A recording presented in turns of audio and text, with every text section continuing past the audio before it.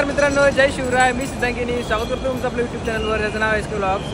तर प्रयागराजला चाललो आहे महाकुंभ मेळ्यात स्नान करण्यासाठी. आता आहे सध्या मुंबई छत्रपती शिवाजी महाराज इंटरनॅशनल एअरपोर्ट मुंबईच्या इथं डिपार्चरचा भाग आहे हा. आणि मला सोडायला आशिष आला आहे 2 मिनिटात. बालाने मी चाललो आहे. रँचो काका आशिष आम्हाला सोडायला आलं. तर चला व्हिडिओला सुरू करूया.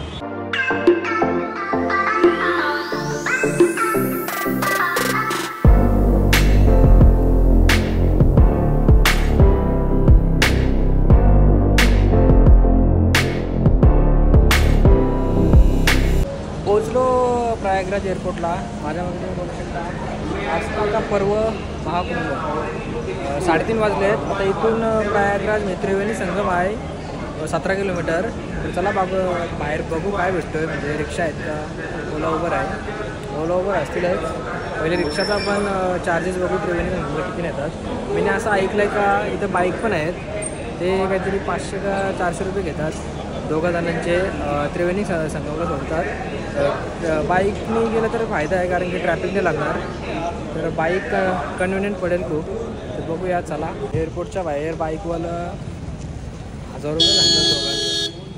1000 रुपये दोघांचं. आम्ही ऐकलं 200 घ्यायचं. बघूया कितीपर्यंत लास्ट सोडतं आहे. इथं बाला बोलते त्यांच्याशी. असा एअरपोर्टचा बाहेरचा एरिया आहे. बघूया बार्गेनिंग करूया. आता आम्ही आलो इथं प्रयागराज एअरपोर्ट जवळ. हा भाई आमचा आम्हाला इथं सोडतोय बोट क्लब जवळ. किती रुपये? 800 रुपये आम्ही डिस्काउंट केलेले आहे. आतमध्ये 1000 बोलत होते. तो बोलतोय तुम्हाला बोट क्लब जवळ सोडेल, त्रिवेणी संगम मध्ये जाऊन देत नाही गाड्या. चला बसा. ठीक आहे चला बसतो. मला आम्ही 400 समजून आलो. मग आता 800 भरायला लागतो. 800 पडला आम्हाला. ठीक आहे चला. 1000 न 2000च बोलतो. थोडा पुढं हा असला हे व्लॉगर आहे. चला 800 रुपया बोट क्लब. बोट क्लब पासून 1 किलोमीटर आहे इथं. असं बाईकवाला येऊनच असतं. सगळं 1000 न 1500 बोलतात. आपलं टाईम आहे.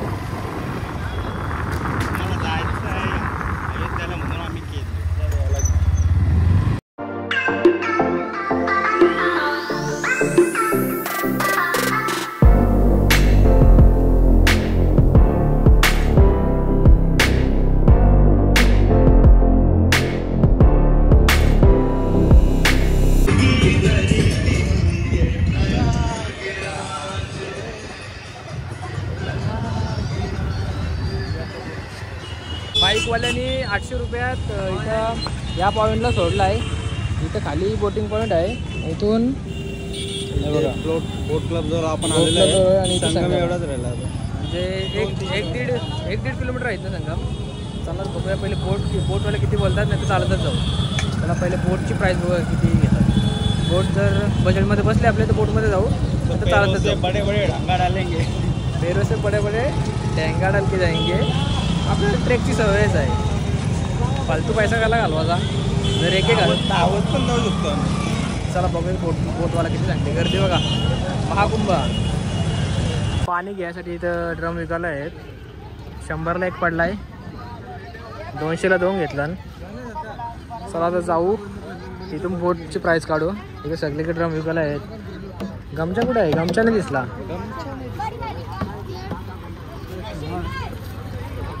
चला जाऊया बघूया. बोट क्लबच्या इथून आता आपण बोट केलेले आहे. दोघांचं 3000 घेतलं आहे आणि कमीच करत नव्हता. तर जाऊ इथला. आणि इथून आपण जाऊ आता संगमच्या इथं आंघोळ करायला. इथून बोलता अर्धा तास लागेल बोलता. तर जाऊ बघूया. चला.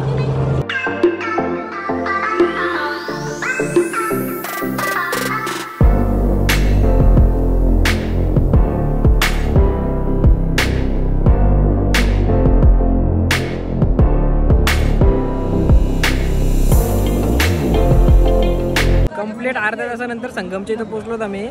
इथं बरीच लोक आहेत आंघोळ करायला आलेत. तर आता आपण जाऊ आणि स्नान करून घेऊ. पहिले महाकुंभच्या शेवटच्या दिवशी आपल्याला स्नान करायला भेटणार आहे. चला आता आपण जाऊ. पहिले विषय असा झाला आहे, आम्हाला गमछा नव्हता. गमछानी आपलं काय बोलतात त्याला लुंगी, तर ती आमची राहिली, तर पॅन्टीवरच आंघोळ करायला लागेल आता आम्हाला. बघा इकडून येत आहे गंगा नदी आणि इथून येते यमुना नदी आणि इथे दोघींचा संगम होतो आहे.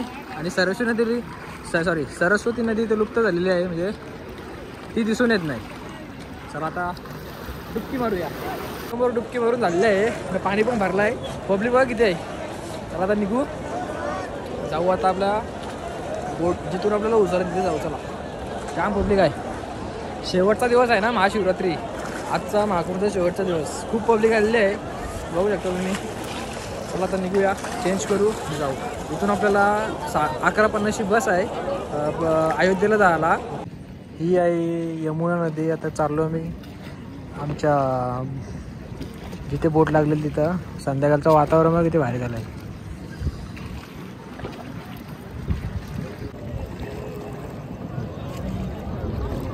हाँ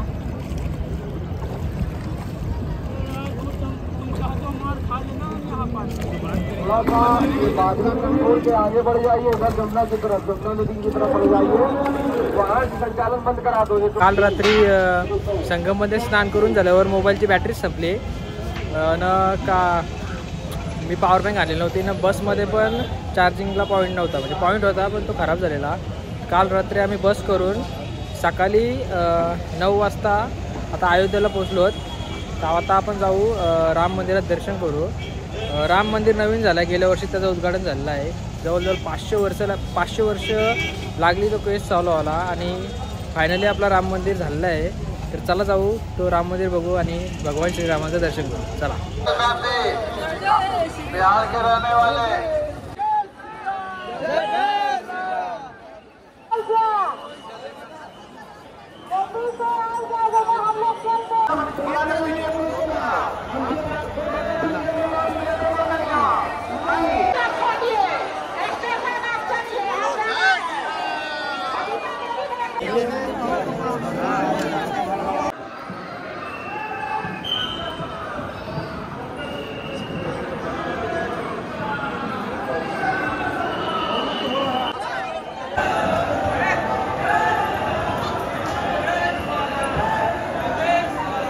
दर्शन झालेलं आहे. आता इथून आपल्याला जायचं आहे वाराणसीला.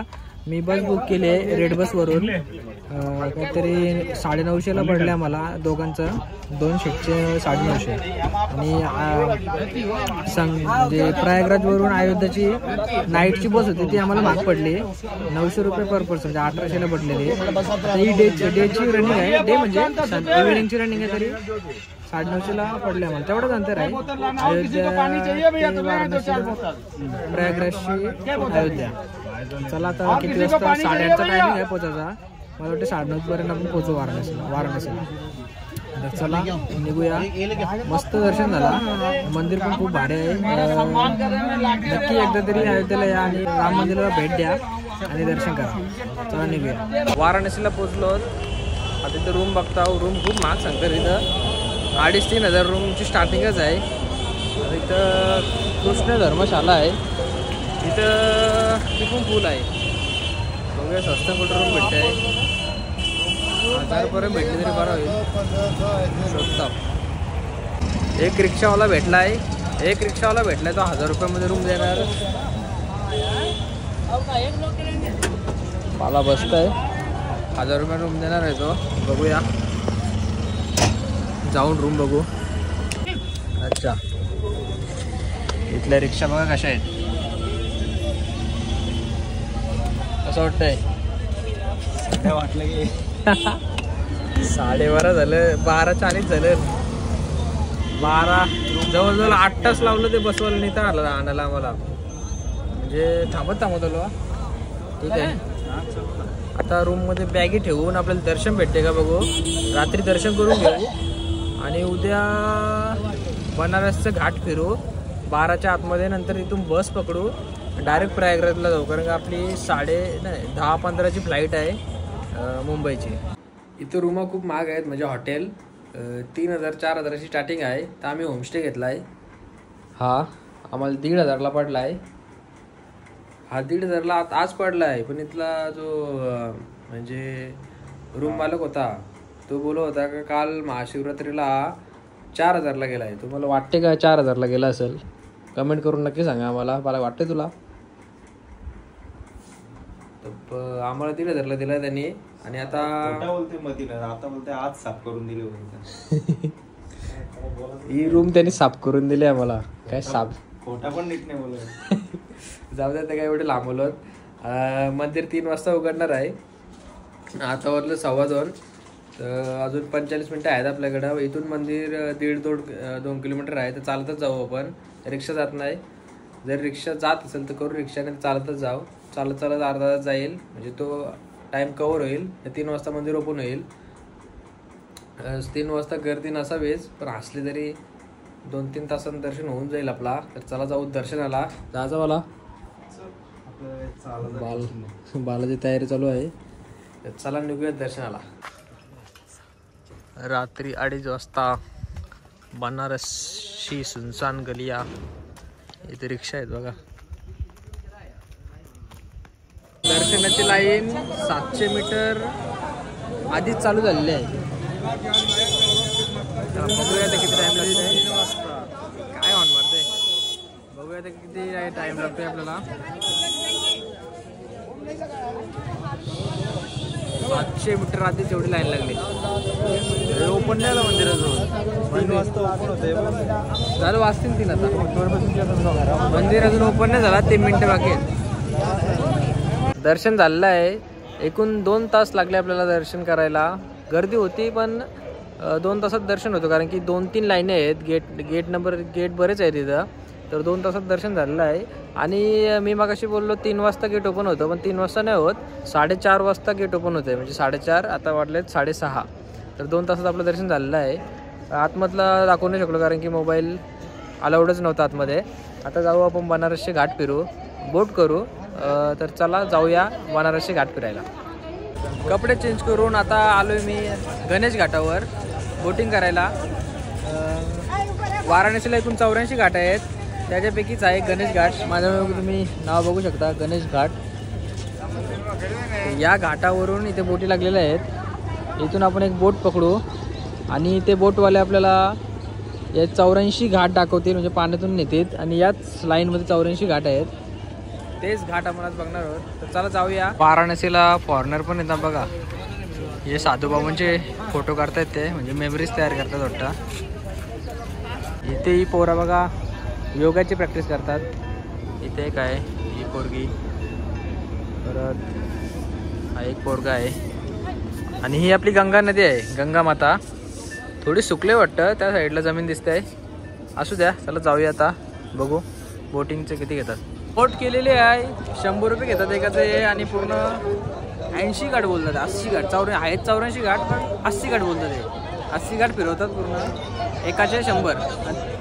आणि तिकडे तर मोठ्या मोठ्या आहेत ना बोटी, ते 200 घेतात एकाचे. डिमांड जास्त आहे तिकडे, डिमांड जास्त आहे.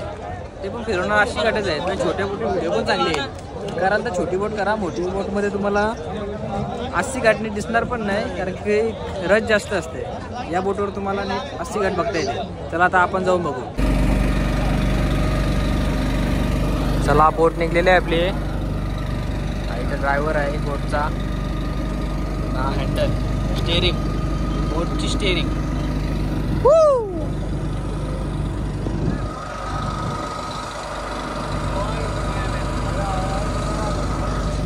बॅलन्स बरोबर आहे ना.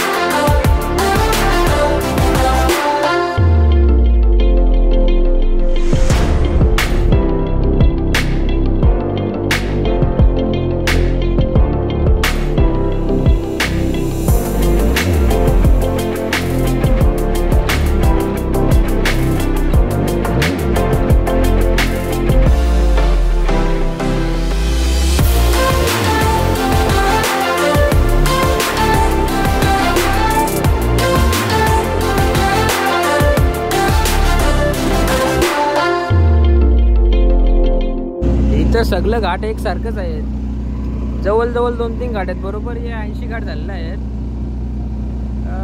ठीक आहे, 100 रुपयात बोटिंगची मजा येईलच.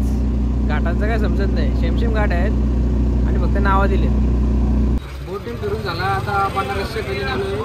बनारसचा फेमस मलईयो खायला, म्हणजे हा फेमस आहे पण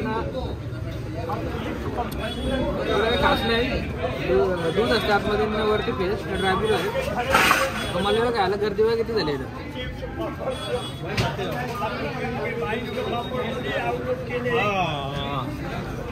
श्रीजी म्हणून आहे, श्रीजी. पहिल्यांदा तुम्ही जर बनारस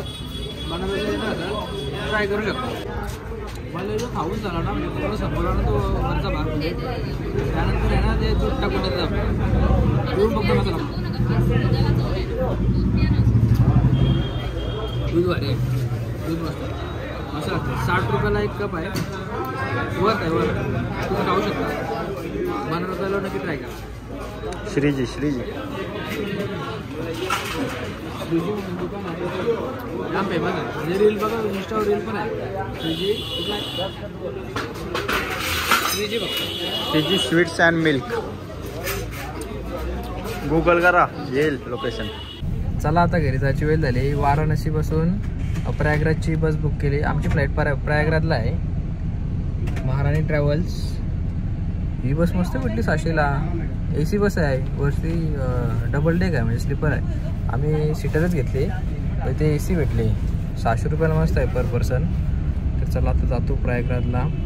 डायरेक्ट जाऊन आपण एअरपोर्टला भेटू, नाहीतर इथेच लॉग इन करू, कुठेतरी लॉग इन होईल. चला.